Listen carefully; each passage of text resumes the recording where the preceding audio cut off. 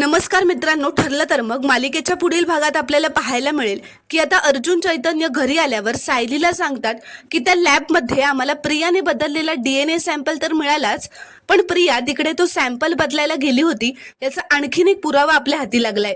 तर इकडे प्रताप बँक मॅनेजरशी बोलतानाचा सचिन व्हिडिओ रेकॉर्ड करतो व मनातच म्हणतो, आता प्रतापचं हे बोलणं मी अस्मीला दाखवणार आणि तिला प्रतापला जाब विचारायला लावणार, ज्यामुळे प्रतापला अस्मीचं अकाउंट सुरू करावंच लागेल आणि मी अस्मीकडून वाटेल तेवढे पैसे उकळू शकतो आणि प्रतापचा खोटेपणा अस्मी समोर आता मी आणतोच। तर दुसरीकडे प्रियाने जो हार लॅबच्या माणसाला दिला होता तो DNA सॅम्पल बदलण्यासाठी, तो हार आता त्या माणसाने अर्जुनला दिलेला असतो आणि अर्जुन तो हार घेऊन घरच्या सगळ्यांसमोर प्रियाला विचारतो की हा हार तुझाच आहे ना प्रिया। तर प्रिया तो हार अर्जुनच्या हातात बघून खूपच घाबरते। तर कल्पना म्हणते, हो अरे अर्जुन, हा हार तर पूर्णाईंनीच दिला होता तन्वीला।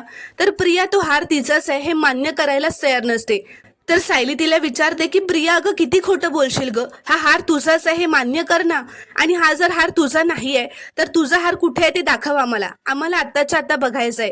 तर प्रिया हे ऐकून खूपच घाबरते आणि तिला काय बोलावं सुचत नसतं। तर मित्रांनो, अर्जुनने तो हार सर्वांना दाखवून प्रियाची चांगलीच कोंडी केलेली असते। तर अश्विन प्रियाला जाब विचारतो की तन्वी, पूर्णाजीने दिलेला हार कुठे आहे सांग मला, आणि प्लीज काही खोटं बोलू नकोस हा तन्वी।